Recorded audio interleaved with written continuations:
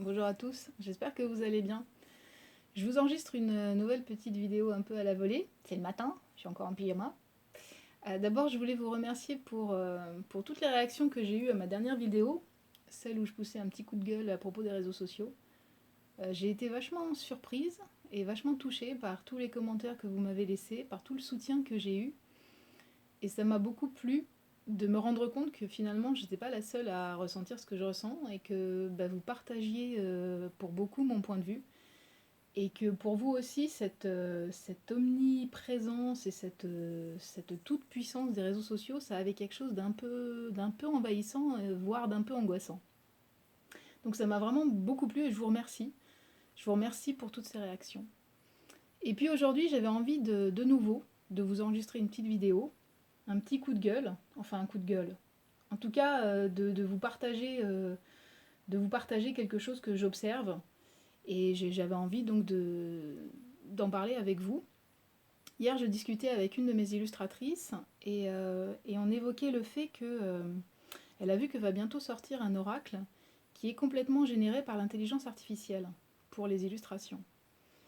Et donc, elle me disait qu'elle était évidemment assez inquiète de voir ça parce qu'elle se demandait si à terme l'intelligence artificielle n'allait pas remplacer les illustrateurs et illustratrices. Et évidemment, si ça vaut pour elle, ça peut aussi valoir pour moi à terme, parce que si l'intelligence artificielle peut remplacer du dessin, elle pourrait aussi remplacer la plume, à un moment ou à un autre.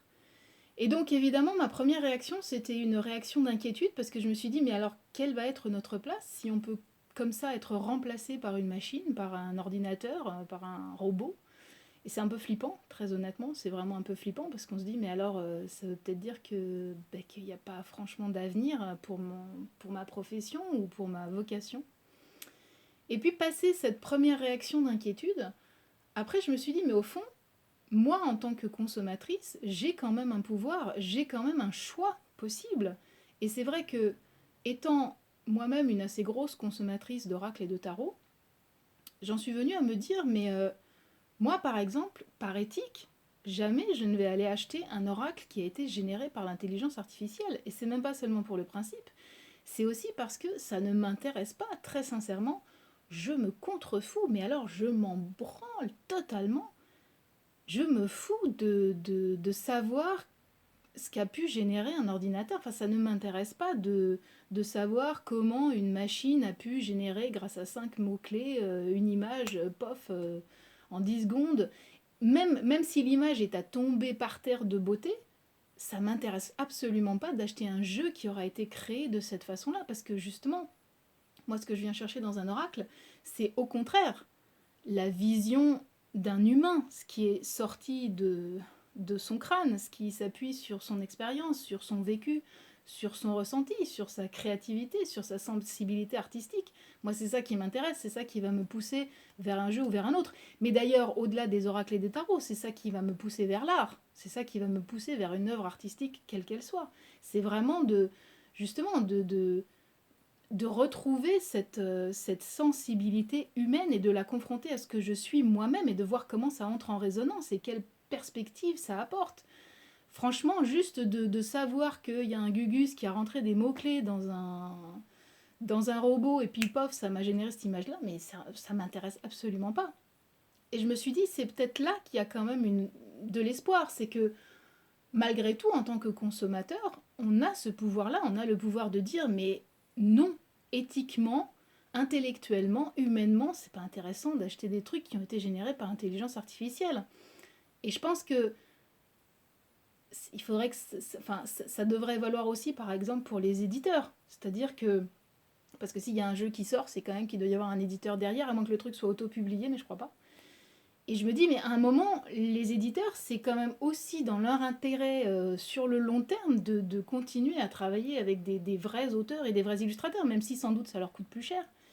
Mais quand même, il y a un moment, il faut que l'éthique revienne un peu au centre du débat. Et donc c'est sur cette question que j'aimerais vraiment avoir là aussi vos ressentis, parce que je sais que dans ma communauté, il y a forcément pas mal de gens qui s'intéressent aux oracles et au tarot, qui en achètent sans doute régulièrement. Et j'aimerais vraiment avoir votre point de vue là-dessus, que vous soyez d'accord avec moi ou pas d'ailleurs.